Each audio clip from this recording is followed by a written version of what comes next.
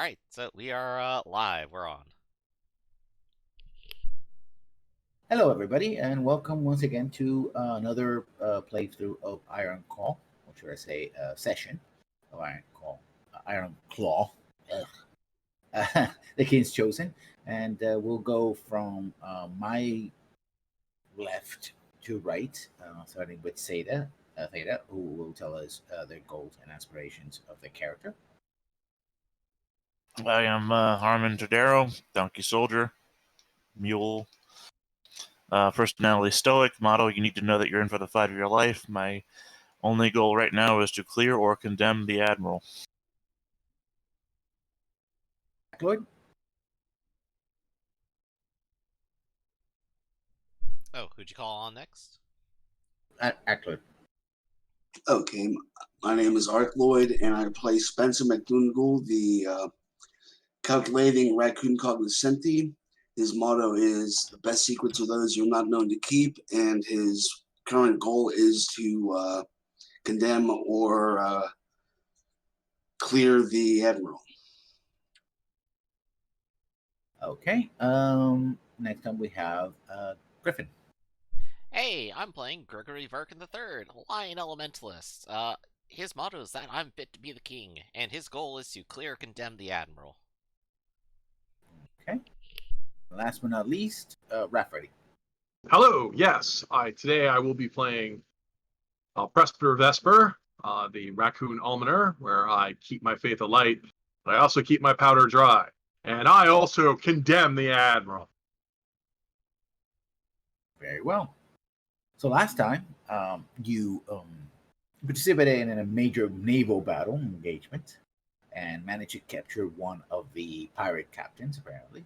But something was very fishy about what was going on, and also managed to rescue a damsel in distress, a lady in waiting to one of the queens of the Isles.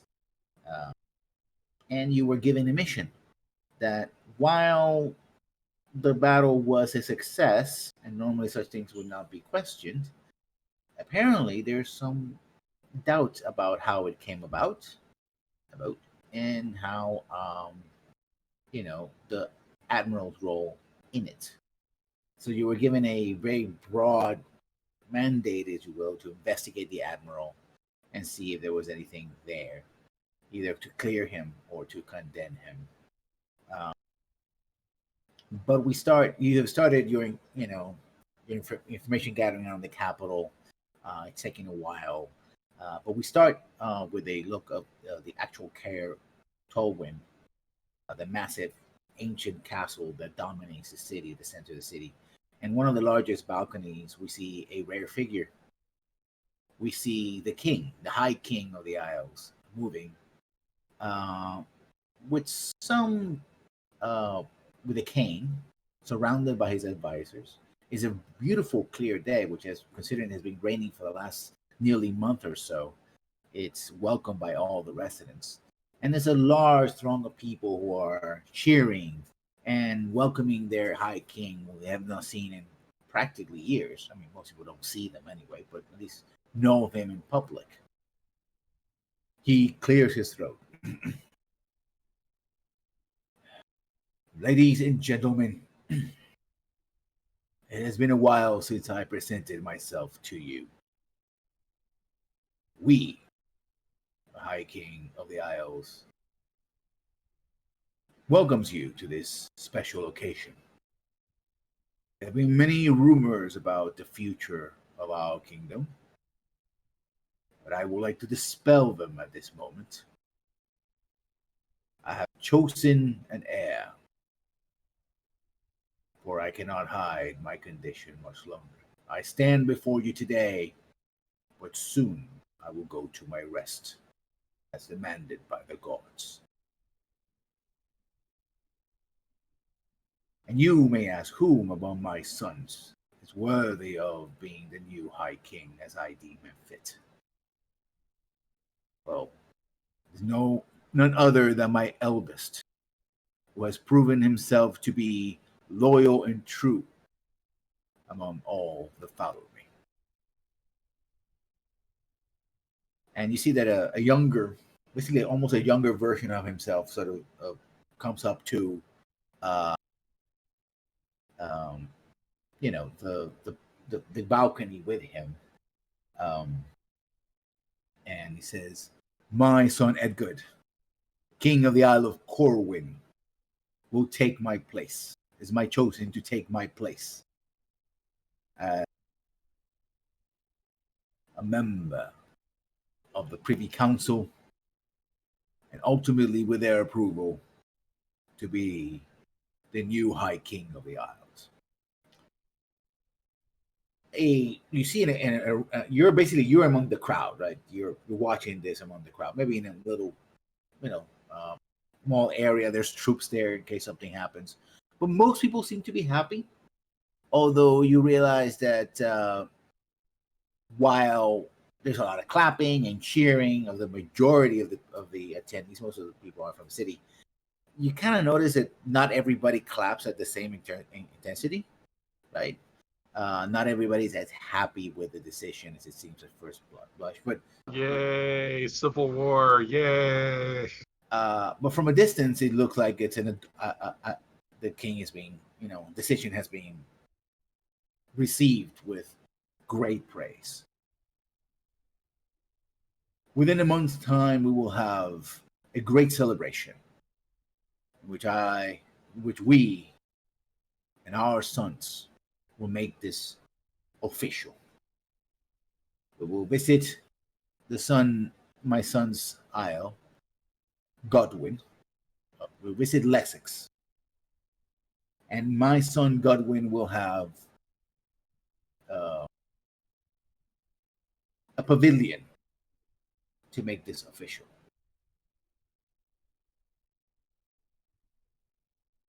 This velvet pavilion will enshrine all of our family, as well as the leadership of the Isles, to make this momentous moment as smooth as possible. I thank you for your devotion. And as he says I instead of we. And we, and he sort of motions around to the people around him in the balcony, hope that the future will be as bright and glorious as our present and our past. Thank you. We thank you. And I humbly ask to take your leave. And there's more cheering and people clapping. And he sort of, the camera sort of zooms, so you can hear the cane hitting the stone, and he sort of move it back. His eldest son sort of takes his arm to sort of lead them inside. And the members of the Privy Council, including the Lady Chamberlain, are with him, and they move inside, and curtains come in. And afterward, the troops, the troops around the castle, the King's Chosen, sort of start moving and dispersing the crowd.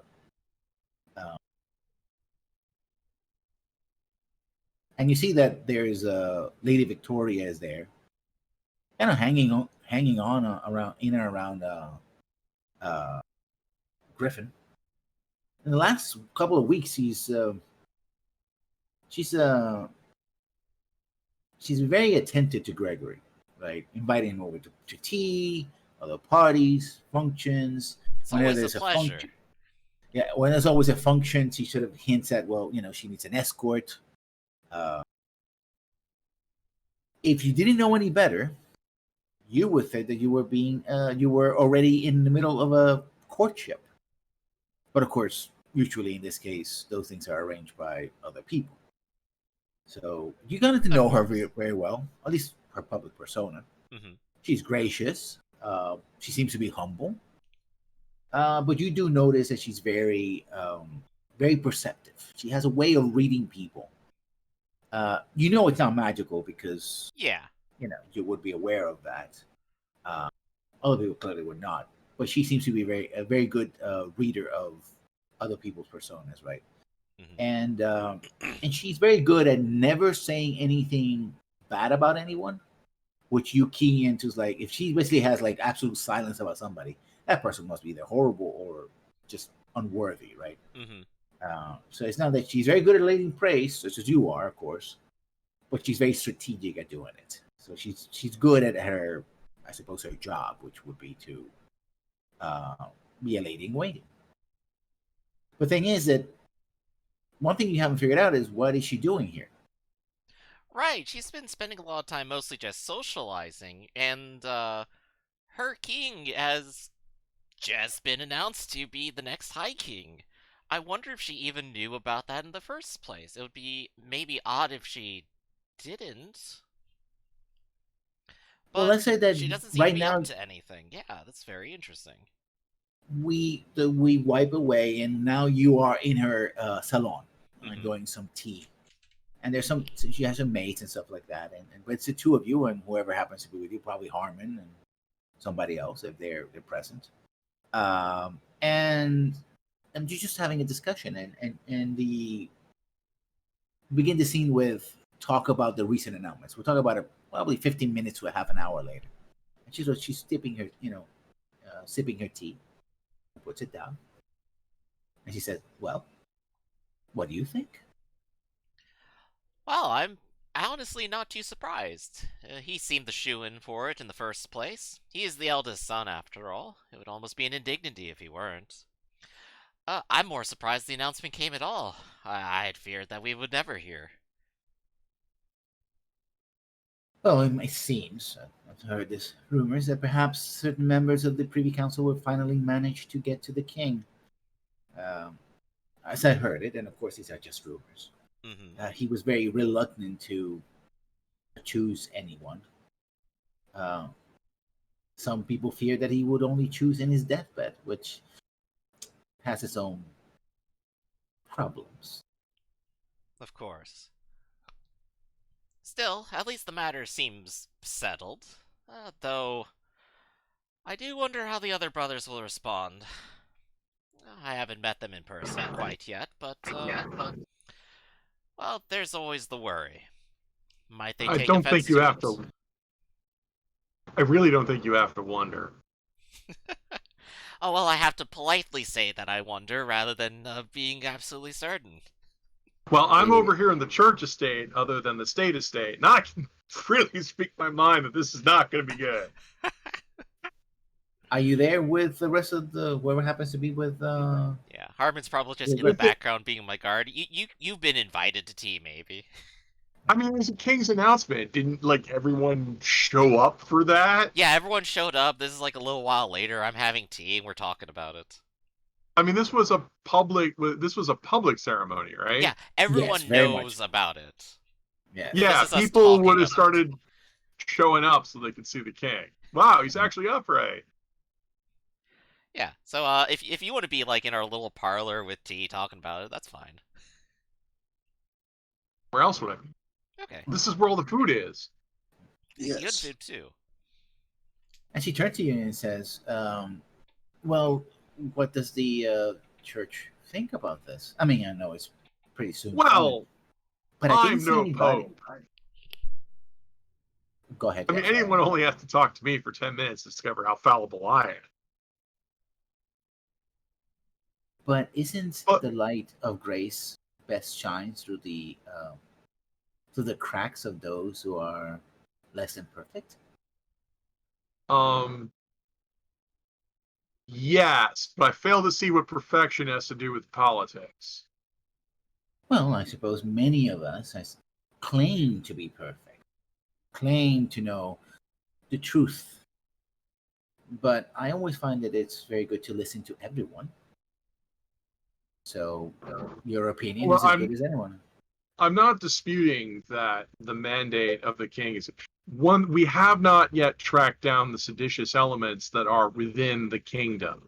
The fact that the king is named an heir will offer stability and allow the firstborn son to solidify their power. But it's clear that there are people who already oppose noble rule, and we've already found evidence that they're being backed by some of the other rival nobility. While I can salute that there will now be a clear and formal process to transfer, this is just the thunderhead of the coming storm. Yes. Well, I they're think when you moving- say seditious, she sort of covers her mouth like, I mean, there's always people who are how should I say this, greedy, but to have anyone have the ability to disrupt this, or let alone oppose His Majesty, I don't think that's even possible. Do you think that's possible, Gregory? Did The- you hear about the assassination attempt that happened last week? Well, I thought that was directed against the ambassador. That's been close to a Well, month. That has been more close to a month than a week. Mhm. well, yes, but now that the heir has been declared, like before, there was no point in assassinating anyone if you didn't know if you were going to be the heir or not. Now that now that the heir is known, they are a target. Oh dear. I Still, suppose you're right. Yes. Edgard is a king in his own right, and has his own territories and loyalties. I imagine he's not going to have anyone already underneath them oppose him. I suppose it would be most prudent for him to take this little isle here, make sure that he can at least cement that much of himself, and maintain legitimacy under any assault that may befall him. Though I can only pray that there isn't any. Should we be worried about any current enemies he may have in court that may wish to pounce upon him before his power comes to its fruition? She says, "Well, I don't know of any enemies. I've been spending the last couple of weeks, socializing as we nobles tend to do. I've heard nothing but pleasant things when the subject has been brought up. Uh, if we would have heard anything negative, I would have passed it to the members of the King's Chosen to deal with. Um, Sedition is a very dangerous thing indeed, and I would not wish to see His Majesty harmed. Well, he's my Majesty's, I suppose. I serve the Queen directly.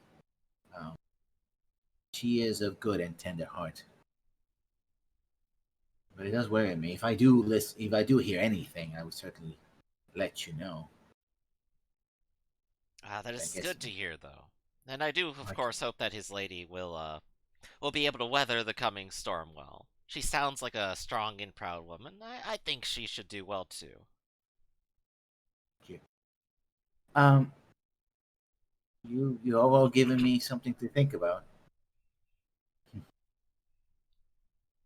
Normally, I would chide you for making this such a somber occasion. It should have been a day of celebration, but truth cannot be avoided as much as we want to. I certainly learned that the hard way.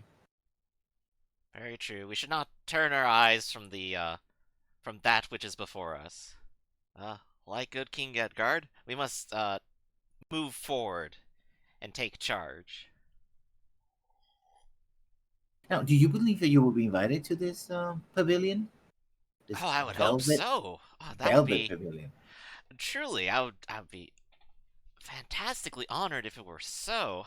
I know I'm not of a highly prestigious house of any kind, but I would hope that at least that my work so far may grasp someone's attention.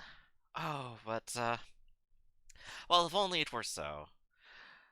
Well, the Well, king does seem a I good man, though, and I do hope at least I made a fine impression when I spoke to him. Such is his well, decision, though. I suppose that being a lady in waiting to the future Queen of the Isles, I would certainly need to be escorted, and there it would be unseemly for me to be without, how can I say, any guest. So if you're available, My lady, to escort you. Oh, I'm trying. I suddenly started stumbling over my words of how I was going to do this in a semi-romantic way. Oh yeah, there we go. Why I could almost imagine maybe there's some feelings between us. Oh, she does a demure thing when she sort of blinks and her ears sort of twitch a little bit, and it's like, well, and she looks around like she's doing the thing where she would try to discuss it, but mhm. you two are not alone, right? Right, and And I'll of course like not press the issue. I'll go. It's like, mm, but we could I, always But we could always discuss circumstances. If you do need an escort, well, I suppose with such an announcement, it'd be a shame if my evening wasn't free for it. Well, I think it's a thing that's going to take well over a week. I mean, the way I hear it, this is something that has never been done before. This Velvet Pavilion will have almost every single noble in the land, and anyone of significance at least, Mm-hmm. who will be showing up, representatives from all three kings. And the fact that it's being held in the middle siblings domain puts him in a very important position. Essentially, he is there to, I suppose, guarantee and quell any opposition to this decision. That he agreed to it at all means that, well, certain parties are perhaps finding themselves to be outnumbered and outmaneuvered. But I'm no politician, so I'm only guessing at this point. Of course, such is the closed doors of the council. We can only but speculate.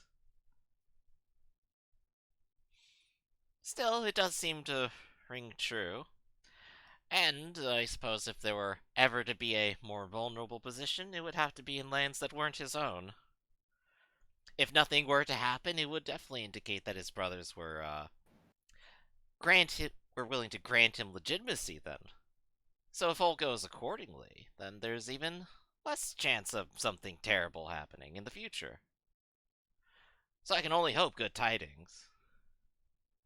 My lord, this is way too forward for me, but curiosity has struck me, and one is does. It's very hard to quell. Where does the King's Guard stand in all of this? And she looks directly at Harmon. She's talking to you, but she's looking directly at Harmon. Harmon just probably let's see. I'll be right back, guys. My errand ride has finally come. Alright. We'll see you in a bit then, Ark. All right, I'll be as quick as possible.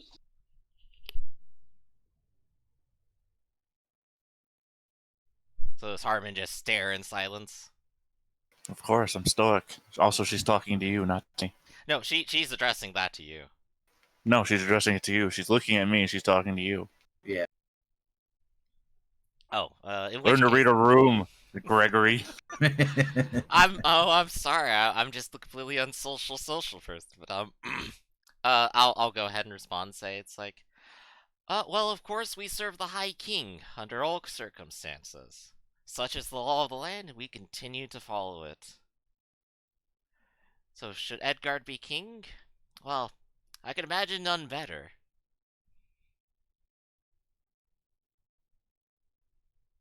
I mean, not that I question loyalty. It's just, Oh, of I guess course not. I suppose it's very good to just know where one stands at any given moment.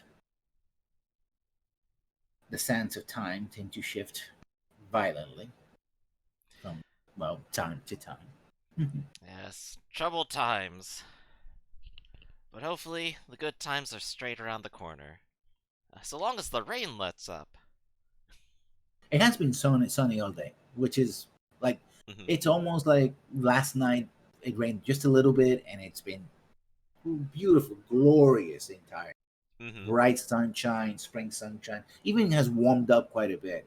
Because I think that most of the rain has also been like freezing rain, not quite snow, of course, but you know, very cold, just barely there.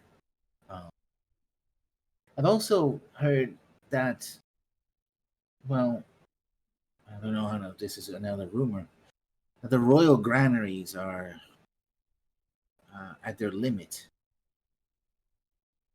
Very the people, especially whose diet, I suppose, depend on this, uh, which are many, may have a very lean year. This and very lean.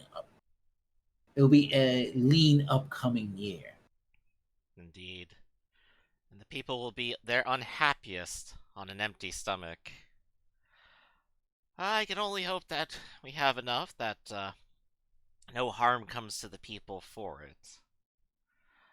But It would be wise if we were to find some way to refresh those stores, if only it weren't for the constant rain. Perhaps the sun will hold. Perhaps, if only our fortunes hold us so far. What do Oh, you think? Does Salomare shine upon us? Will we make it through? This is more of a political issue, not an ecumenical matter. Oh, well, it's also a farming issue, I suppose. But, well, such as it is. One Maybe a moment. miracle will shine. Uh-oh. Awesome.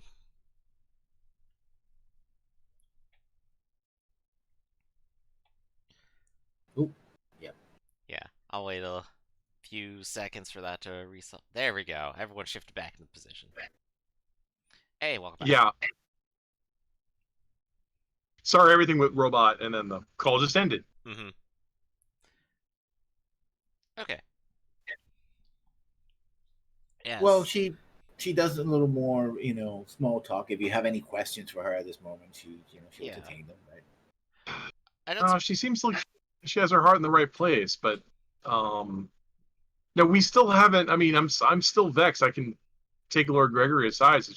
We still haven't found like the actual like rebellious elements. I mean, we don't know who actually did the assassination or attempted the assassination.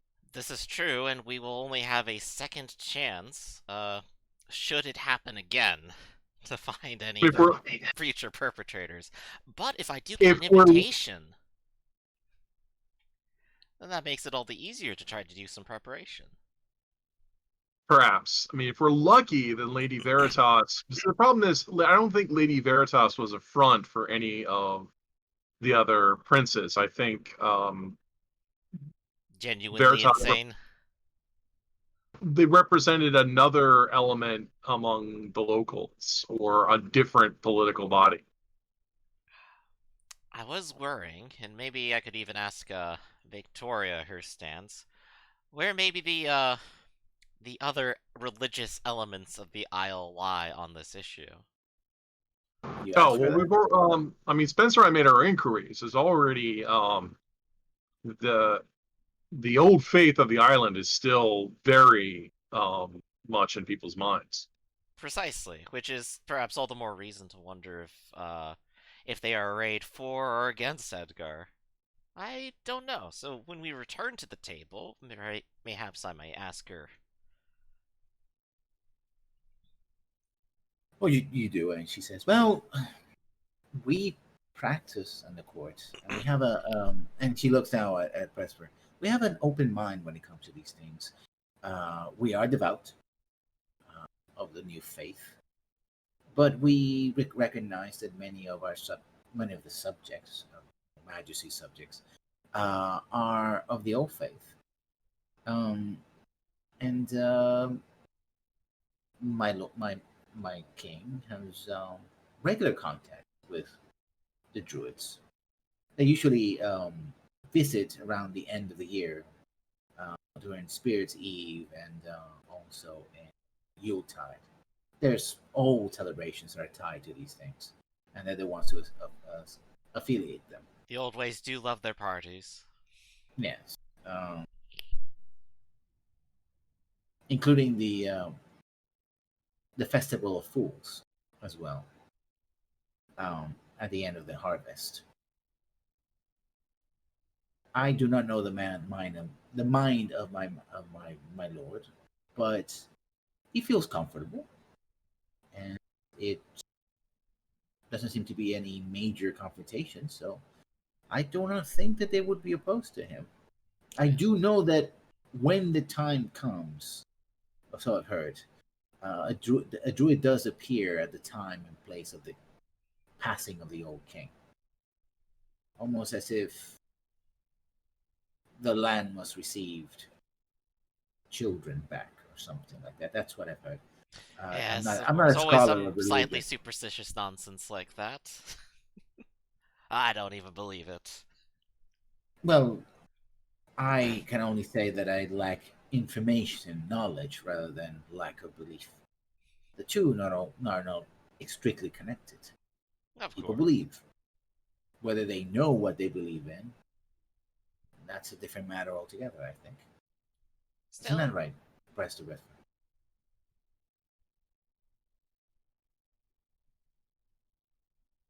that's your half. Yeah. Wait, I think I missed something because crud, the robot thing. Basically, she finishes saying that faith and knowledge are two distinct things. Oh, well, on that we can agree. The people can believe in a thing, whether they know of it, have any intimate knowledge of it or not. They just believe. Crud, I apologize, guys. My call quality suddenly tanked. Sorry about that. Mm-hmm. I'll be right back. Okay. Well, in any case, what was I thinking? Well, it sounds like there's no ill will between them, which I think that bodes well. I suppose I am worried about the church itself. Presumably, the church will also ordain the king and be in full support of him. But I wonder how they might feel with his sympathies. I would hope that the church does not intend to take any sort of drastic stance in the interim that might make the precarious situation more precarious. Uh, but I hope there can be some peace for a time. I've heard that the Archbishop has been a proponent of change and a critic of some of these festivals, but I haven't heard him take a hard stance against anything. Well, beyond the usual rhetoric, I suppose. I can't see how a man can be against the festival. But, Well, well, such as it is. Hmm.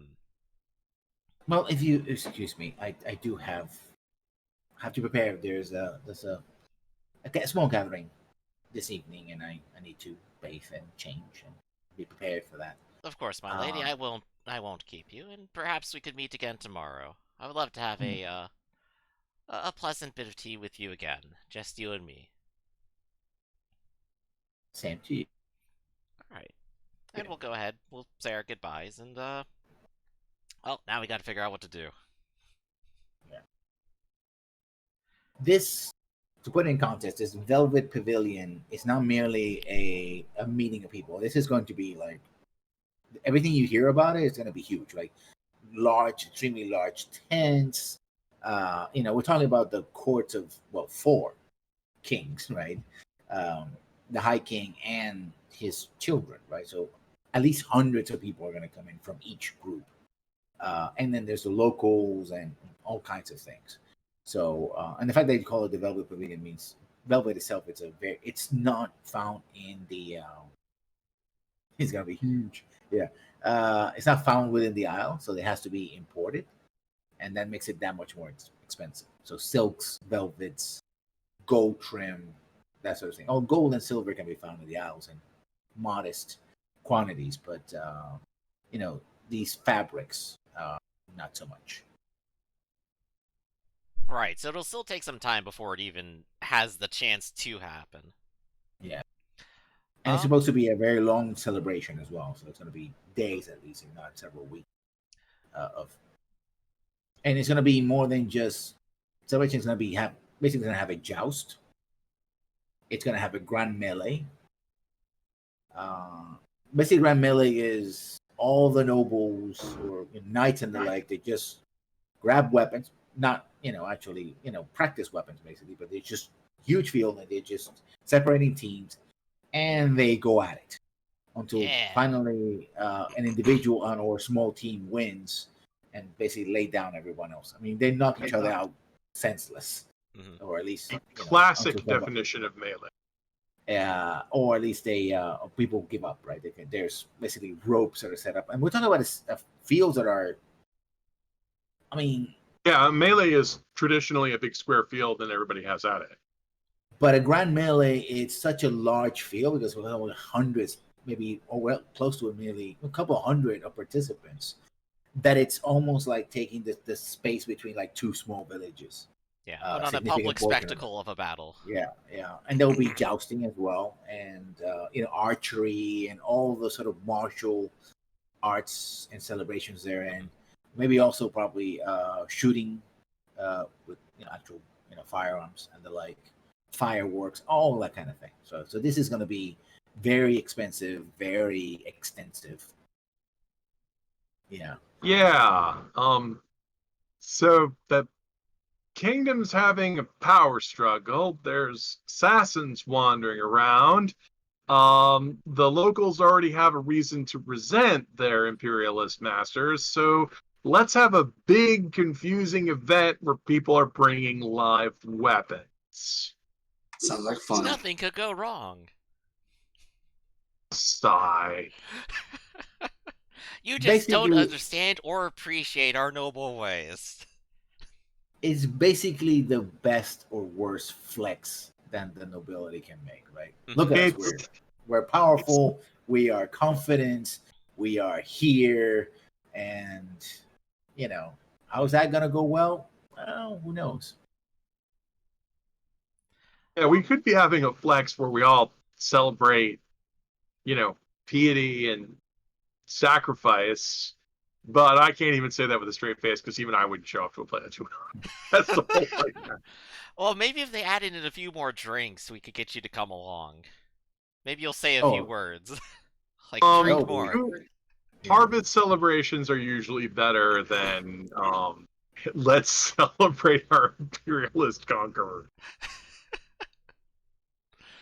And let's not forget, we also have the question of pirates and the admiral that we still need to solve.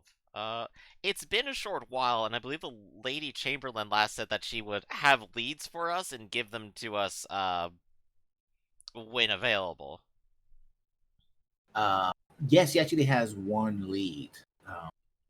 And she calls you in. Basically, you get this handed in, by a courier. Yeah. There is a old associate of the admiral who, rumor has it, they, as he was coming up the ranks, they had a falling out. A Lieutenant Timark, Timark, and this Timark quickly retired from the Royal Squadron soon after this, the falling out. Nobody knows exactly the reasons for it, but she said the letter says that if you go to the south to the port city, which I haven't named yet, but I described that that's the port city where you come in and then you go upriver to Caer Tolwyn. He lives there. He's in fact, the family of the admiral originally comes from there. The people who have been close to the sea for generations. Right. So, if you want to track down Timark and talk to him, best way to do it actually would be use your ship and come downriver quickly. Yeah, that sounds like a great plan. I think also, since there's a lot of intervening time, during that time I may have been organizing us to research the Admiral himself and his, career as of so far. And the thing about the Admiral is that you do get a lot of talk about his battles and, he basically made his name as a pirate hunter, right? Searching, and chasing down individual pirates. And of course, like I said before, there's the laws of admiralty, and those laws include gaining a prize. When you seize a ship, the ship doesn't become personally yours, it belongs to the state and the king, because the king owns everything, and you only do so at his leisure. But in order to encourage people from capturing these ships and prisoners, you're giving a purse, which is what happened with you when you captured that ship. Here's the bribe, don't revolt. Yeah, and so he has gotten quite a bit of purses over the years. In fact, only about 5-6 years at the most. You know, you haven't really been able to get anything from his history, as far as from rumor and talking to people, etc. For the last before that, Yeah. maybe he's been serving for around 10, 11 years, right? But even becoming admiral, even in that, it's a pretty short, not unheard of, because this is the kind of system in which you can language as a lieutenant for your entire life or become an admiral in a couple of days, Um, but still, it seems like a very steady, not necessarily meteoric, but certainly steady, very steady rise, starting about 5 to 6 years ago. Before that, Hmm. I guess he was either an unknown or nobody knows or cares about his story. Okay. Um, and when he started to rise, I guess there's the initial event and the pattern of the rise to like be concerned with. If like he has like exactly one pirate encounter every year that goes exactly perfectly, but around the same time, that starts to get a little suspicious, of course. But I imagine that might not be there. Let's No. is there? There's something else that you do find out is Uh-huh. that in his he became the captain of his own ship when it was actually not a warship, but it was under the flag of the High King, right? Mm-hmm. And it got intercepted by a pirate, and in the process, the captain was fatally injured. He took command, led a brazen assault on the enemy ship, even though they were outnumbered and most of his crew were, in fact, Marines or seasoned combat sailors, Mm-hmm. and won the day. Uh, and of course, that got him noticed, and he got his own command, etc. Actually, became an executive officer to someone else, and after that, he just steadily. Where does Lieutenant Timark fit into all of this? We don't know. Right, so we'll have to ask him himself, but at least now we know, or at least understand some of the history. So when I go and bother our Felix the Fox and have him take us downstream, we'll know what to ask when we do find him. And I'll look to everyone and go, is if there's anything you guys would like to do before we end up leaving off to go and have a chat.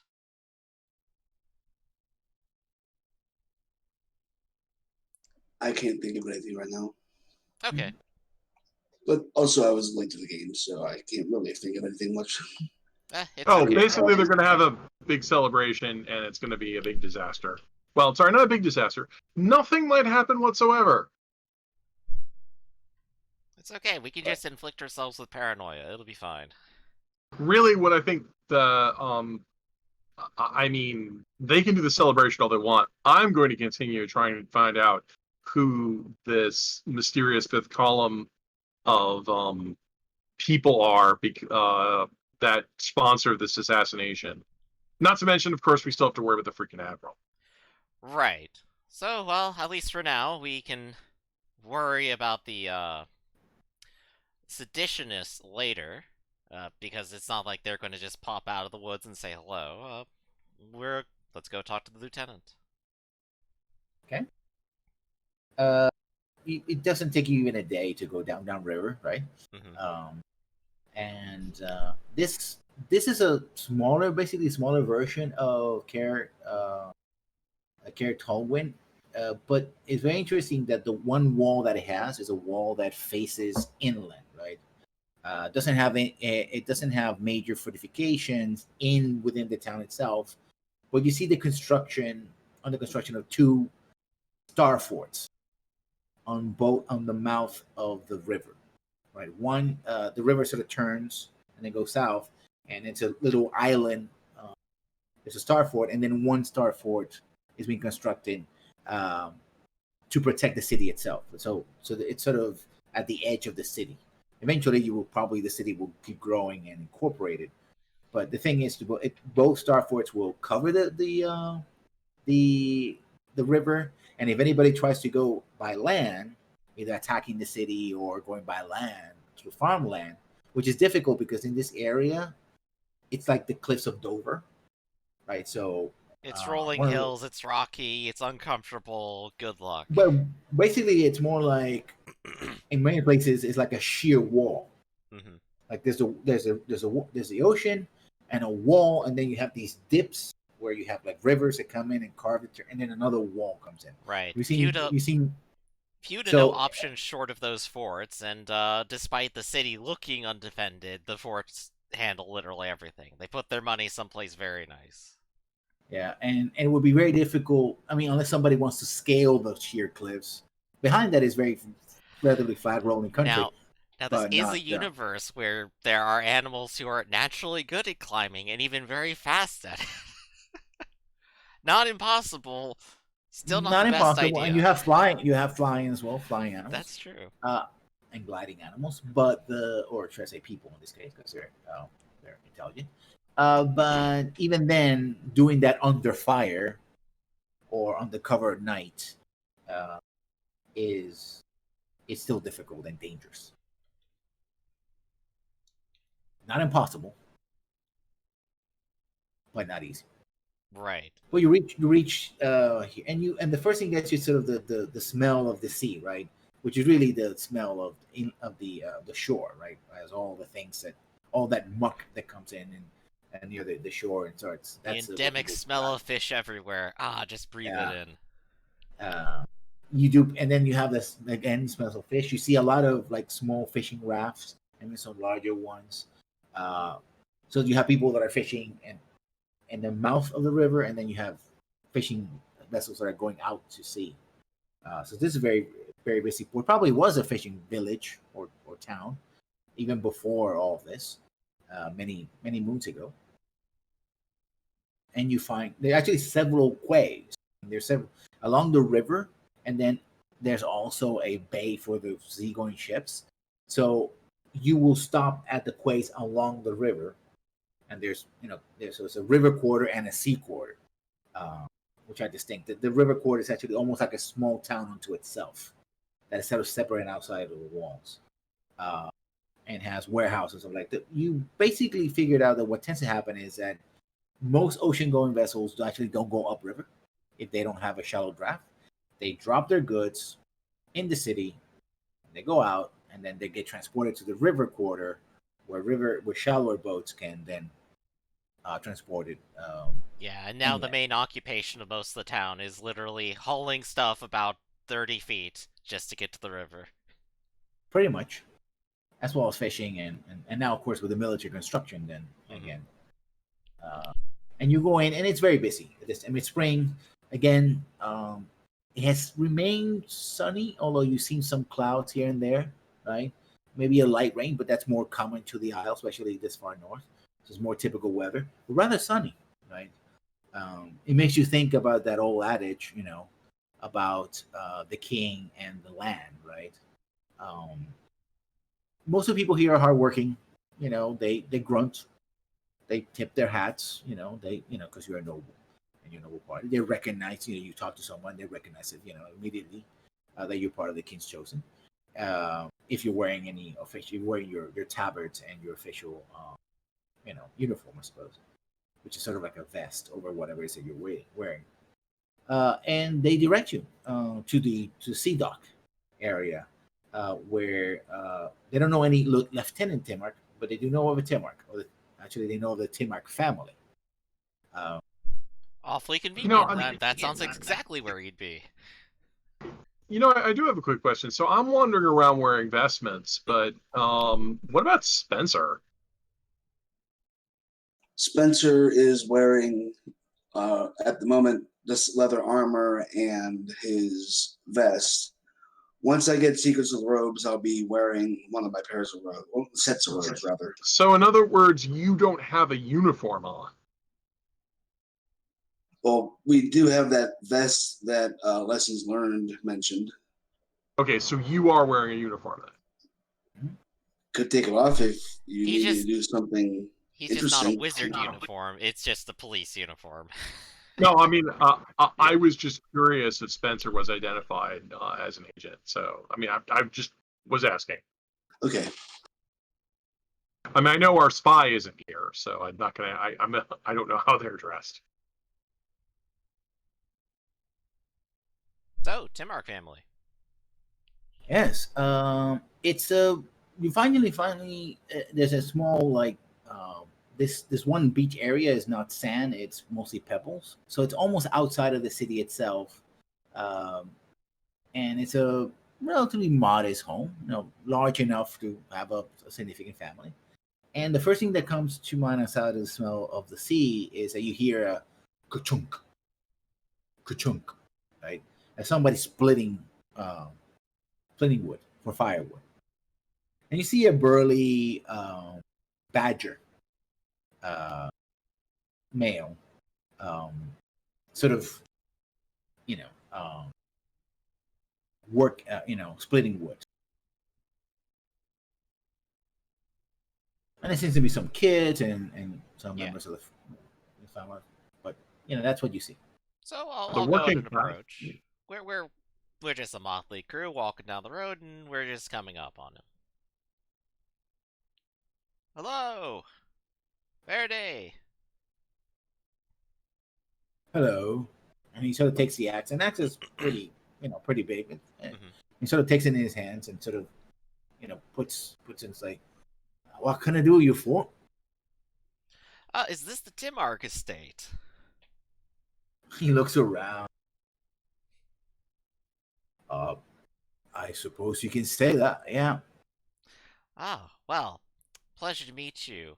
Allow me to introduce myself. I'm Gregory Varkin III. I'm looking for a former lieutenant. And I imagine I have his first name somewhere, but I don't think you've mentioned it Charles. yet. His name is Charles. Charles. Yes, a Lieutenant Charles Timark. Would he happen to be here?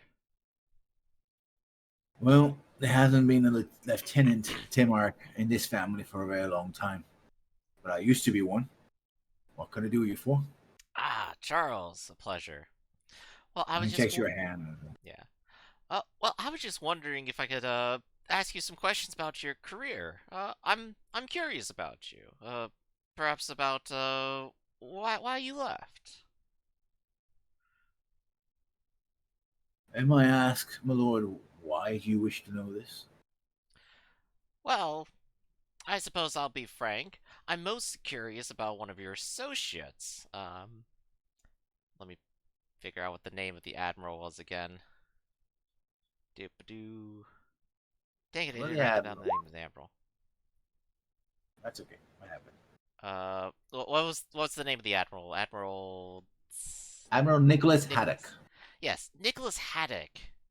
I've been informed that you've met with him before, worked with him. Come on in. And basically, there's a porch, and he sits there, and it's like Yeah. another badger, a lady badger comes in. It's like, oh, we have guests. We do. Ah, you're a lovely lady. A pleasure. And she says, oh, I'll get the ale. And she comes back and comes up with, with Mhm. mugs of ale for everyone. And and she's sort of, wiping her hands and stuff like, it's okay, dear. You just want to talk to me. All right. And she calls the kid, come on, lads. And there's the boys and Yeah. girls. There were 4 or 5 of them. And you hear, you call it an estate.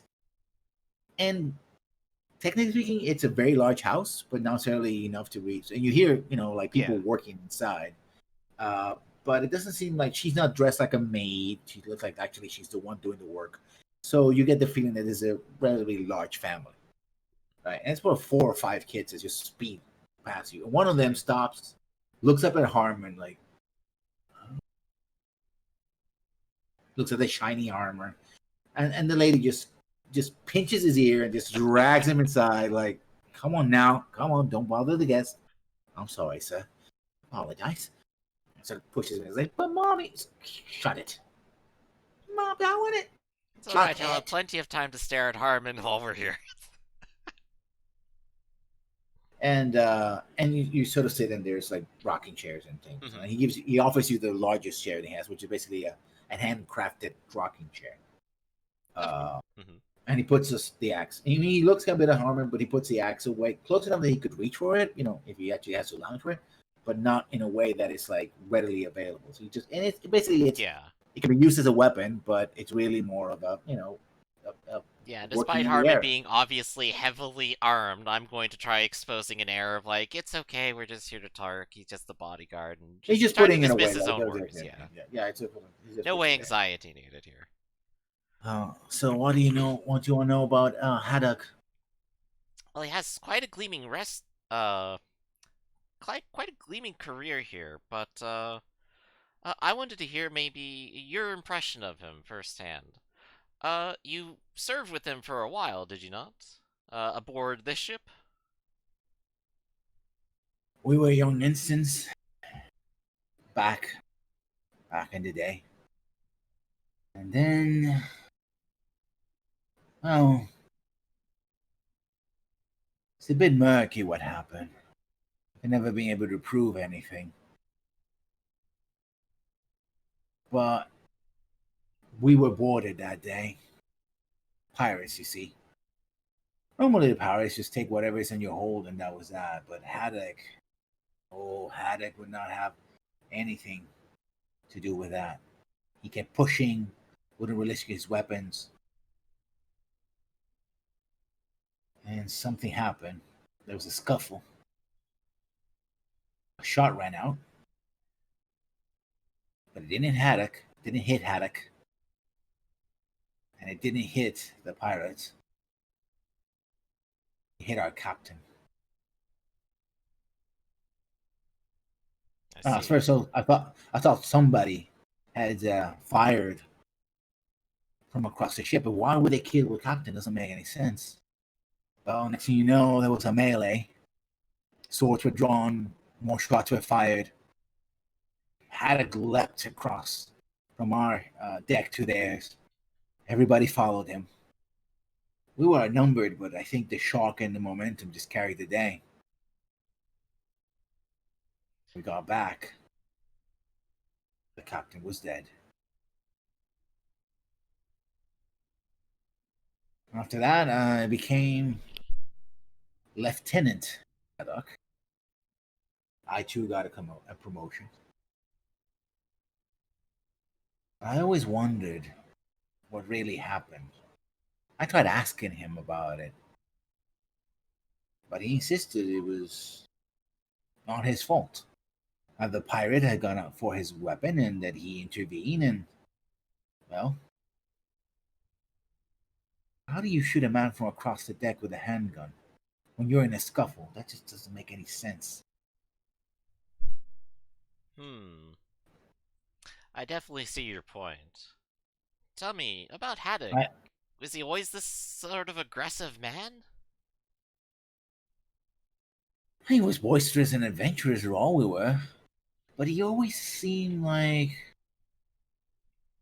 he resented the fact that he had been put in on board a transport as opposed to a warship. That he could do better with his life. Always chomping at the proverbial bit, I suppose. Had big dreams, said Haddock. Apparently they came true. I see. It wasn't something that happened. I mean, the change in personality, I mean. Something that happened immediately. It was more of, I don't know, a young ensign who wants to prove himself than a cocky lieutenant, um, than an aggressive captain. He started taking more and more risks, or so it seemed. But he always came unscathed. One particular hunt of ours, we're chasing another pirate captain. We chased him right through a storm. We almost nearly lost the ship. But we caught up with them, boarded them, seized their ship. Still, we lost some good people that day. Phil's, Reggie, so many others. Wait, did you just drop the names Phil's and Reggie? I I'll don't be get it. over here. I guess you'll be over there being old. Yeah. Reggie from the used to be the Nintendo rep for USA. Let's just say that there's our names. Yeah. Okay, they are French names. I'll let that go. But this pirate, this attack, this chase through the storm and to this pirate, anything strike you as odd about it? Well, risky. We should have pulled back. We should have lost them too. Now come think about it. But we didn't. We had a good crew, definitely. But still. I don't know what to say, my lord. It's just. After a while, our relationship soured. I could no longer serve under him, but he was a rising star, so whatever I said was enough.